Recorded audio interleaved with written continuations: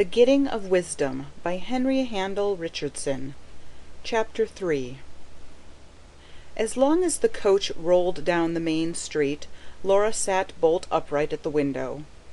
In fancy she heard people telling one another that this was little Miss Rambotham going to school.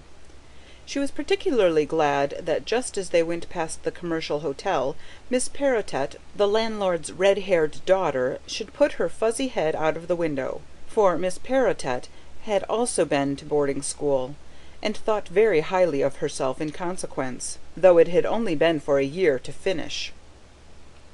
At the National Bank the manager's wife waved a friendly hand to the children, and at the Royal Mail Hotel, where they drew up for passengers or commissions, Mrs. Paget, the stout landlady, came out, smoothing down her black satin apron.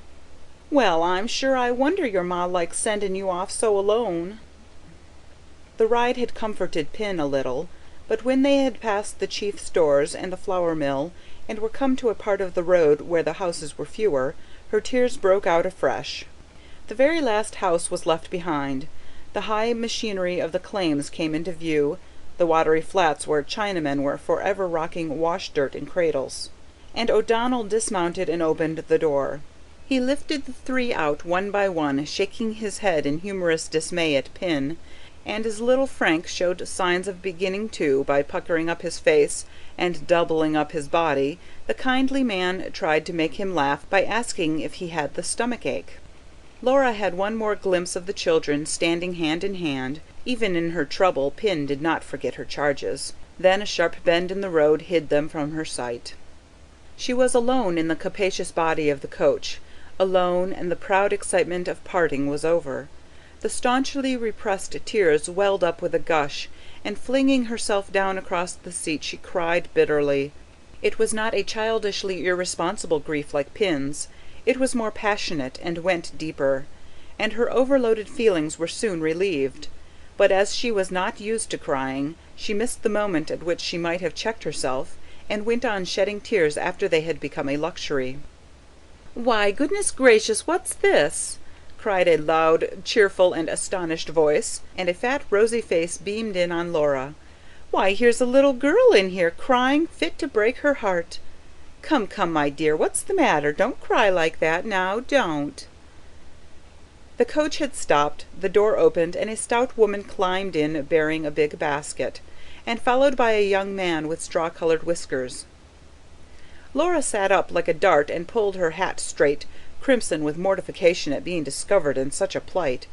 She had instantly curbed her tears, but she could not disguise the fact that she had red eyes and a swollen nose, that she was in short what Sarah called all bunged up. She made no reply to the newcomer's exclamations, but sat clutching her handkerchief and staring out of the window. The woman's good-natured curiosity, however, was not to be done. "You poor little thing," she persisted. "Wherever are you going, my dear, so alone?" "I'm going to boarding school," said Laura, and shot a glance at the couple opposite. "To boarding school? Peter, do you hear? Why, whatever's your ma thinking of to send such a little chick as you to boarding school, and so alone too?" Laura's face took on a curious air of dignity. "I'm not so very little," she answered, and went on to explain in phrases which she had heard so often that she knew them by heart. "Only small for my age. I was 12 in spring, and I have to go to school because I've learnt all I can at home." This failed to impress the woman. "Snakes alive! That's young enough in all conscience. And such a delicate little creature, too, just like that one o' Sam MacFarlane's that popped off last Christmas, isn't she, Peter?" Peter, who avoided looking at Laura, sheepishly mumbled something about like enough she was. "And who is your ma, my dear? What's your name?" continued her interrogator. Laura replied politely, but there was a reserve in her manner which, together with the name she gave, told enough. The widow, Laura's mother, had the reputation of being stuck up, and of bringing up her children in the same way. The woman did not press Laura further. She whispered something behind her hand to Peter, then searching in her basket found a large red apple, which she held out with an encouraging nod and smile. "Here, my dear, here's something for you. Don't cry any more, don't now. It'll be all right." Laura, who was well aware that she had not shed a tear since the couple entered the coach, coloured deeply, and made a movement, half shy, half unwilling, to put her hands behind her. "Oh, no, thank you," she said in extreme embarrassment, not wishing to hurt the giver's feelings. "Mother doesn't care for us to take things from strangers." "Bless her soul!" cried the stout woman in amaze. "It's only an apple. Now, my dear, just you take it, and make your mind easy. Your ma wouldn't have nothin' against it today, I'm sure o' that, goin' away so far and all so alone like this. It's sweet and juicy." "It's Melbourne you'll be bound for, I dessay," said the yellow-haired Peter so suddenly that Laura started. She confirmed this, and let her solemn eyes rest on him, wondering why he was so red and fidgety and uncomfortable. The woman said "Tch-tch-tch" at the length of the journey Laura was undertaking, and Peter, growing still redder, volunteered another remark. "I was nigh to bein' in Melbourne once meself," he said. "Aye, and you can't never forget it, the silly loon," threw in the woman, but so good-naturedly that it was impossible, Laura felt, for Peter to take offence. She gazed at the pair, speculating upon the relation they stood in to each other. She had obediently put out her hand for the apple, and now sat holding it, without attempting to eat it. It had not been Mother's precepts alone that had weighed with her in declining it. She was mortified at the idea of being bribed, as it were, to be good, just as though she were Pin or one of the little boys. It was a punishment on her for having been so babyish as to cry. Had she not been caught in the act, the woman would never have ventured to be so familiar. The very largeness and rosiness of the fruit made it hateful to her, and she turned over in her mind how she would get rid of it. As the coach bumped along, her fellow passengers sat back and shut their eyes. The road was shadeless. Beneath the horses' feet a thick red dust rose like smoke. The grass by the wayside under the scattered gum trees or round the big black boulders that dotted the hillocks was burnt to straw. In time Laura also grew drowsy, and she was just falling into a doze when, with a jerk, the coach pulled up at the halfway house. Here her companions alighted, and there were more nods and smiles from the woman. "You eat it, my dear. I'm sure your ma won't say nothin'," was her last remark, as she pushed the swing door and vanished into the house, followed by Peter. Then the driver's pleasant face appeared at the window of the coach. In one hand he held a glass, in the other a bottle of lemonade. "Here, little woman, have a drink. It's warm work ridin'." Now this was quite different from the matter of the apple. Laura's throat was parched with dust and tears. She accepted the offer gratefully, thinking as she drank how envious Pin would be, could she see her drinking bottle lemonade. Then the jolting and rumbling began anew. No one else got in, and when they had passed the only two landmarks she knew, the leprous Chinaman's hut and the market garden of Ah Chow, who twice a week jaunted at a half-trot to the township, with his hanging baskets, to supply people with vegetables. When they had passed these, Laura fell asleep. She wakened with a start to find that the coach had halted to apply the brakes, at the top of the precipitous hill that led down to the railway township. In a two-wheeled buggy this was an exciting descent, but the coach jammed on both its brakes, moved like a snail, and seemed hardly able to crawl. At the foot of the hill the little town lay sluggish in the sun. Although it was close to midday, but few people were astir in the streets, for the place had long since ceased to be an important mining centre. The chief claims were worked out, and the coming of the railway had been powerless to give it impetus to a new life. It was always like this in these streets of low, verandaed, red-brick houses, always dull and sleepy, and such animation as there was invariably to be found before the doors of the many public-houses. At one of these the coach stopped and unloaded its goods for an interminable time. People came and looked in at the window at Laura, and she was beginning to feel alarmed lest O'Donnell, who had gone inside, had forgotten all about her having to catch the train, when out he came, wiping his lips. "Now for the living luggage," he said with a wink, and Laura drew back in confusion from the laughter of a group of larrikins round the door. It was indeed high time at the station. No sooner was her box dislodged and her ticket taken than the train steamed in. O'Donnell recommended her to the guard's care. She shook hands with him and thanked him, and had just been locked into a carriage by herself when he came running down the platform again, holding in his hand, for everyone to see, the apple, which Laura believed she had safely hidden under the cushions of the coach. Red to the roots of her hair, she had to receive it before a number of heads put out to see what the matter was, and she was even forced to thank O'Donnell into the bargain.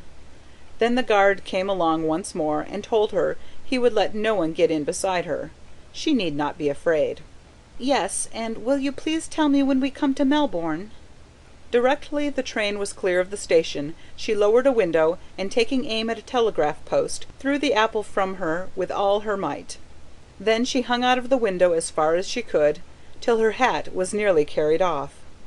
This was the first railway journey she had made by herself, and there was an intoxicating sense of freedom in being locked in, alone, within the narrow compass of the compartment. She was at liberty to do everything that had previously been forbidden her.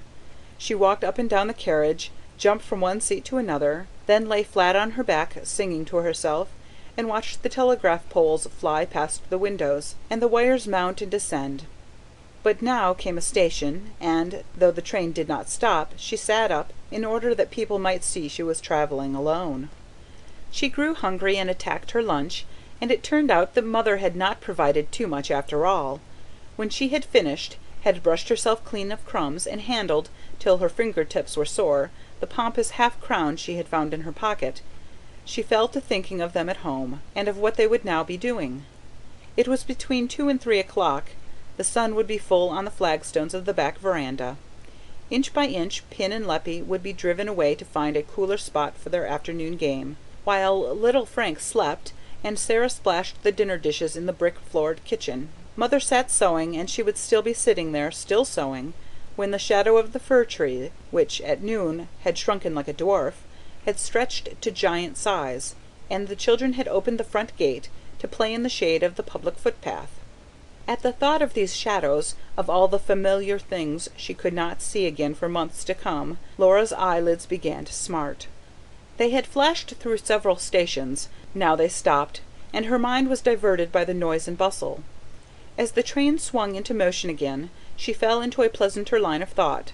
She painted to herself, for the 100th time, the new life towards which she was journeying, and as always in the brightest colours.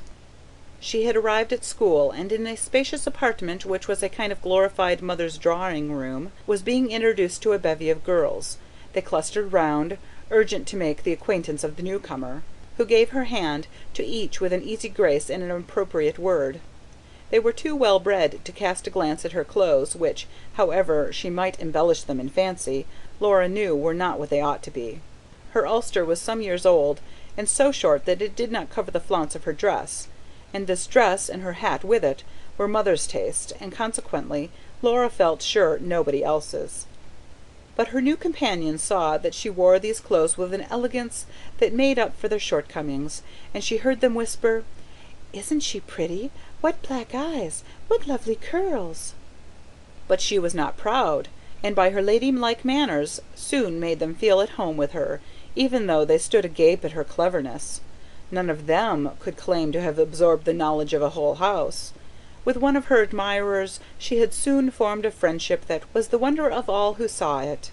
In deep respect the others drew back, forming a kind of alley, down which, with linked arms, the two friends sauntered, blind to everything but themselves, and having embarked upon her sea of dreams, Laura set sail and was speedily borne away. "Next station you'll be there, little girl." She sprang up and looked about her with vacant eyes. This had been the last stoppage, and the train was passing through the flats. In less than 2 minutes she had collected her belongings, tidied her hair, and put on her gloves. Some time afterwards they steamed in alongside a gravelled platform, among the stones of which a few grass blades grew. This was Melbourne. At the nearer end of the platform stood 2 ladies, one stout and elderly in bonnet and mantle, with glasses mounted on a black stick, and short-sighted peering eyes. The other stout and comely too, but young, with a fat, laughing face and rosy cheeks. Laura descried them a long way off, and as the carriage swept past them, they also saw her, eager and prominent at her window. Both stared at her, and the younger lady said something and laughed. Laura instantly connected the remark and the amusement it caused the speaker with the showy red lining of her hat, at which she believed their eyes had been directed. She also realized that it was too late, that her greeting had been childish, unnecessarily effusive, for the ladies had responded only by nods. Here were two thrusts to parry at once, and Laura's cheeks tingled, but she did not cease to smile, and she was still wearing this weak little smile which did its best to seem easy and unconcerned when she alighted from the train. Zug 10a, 35a, in Richtung Salmansdorf.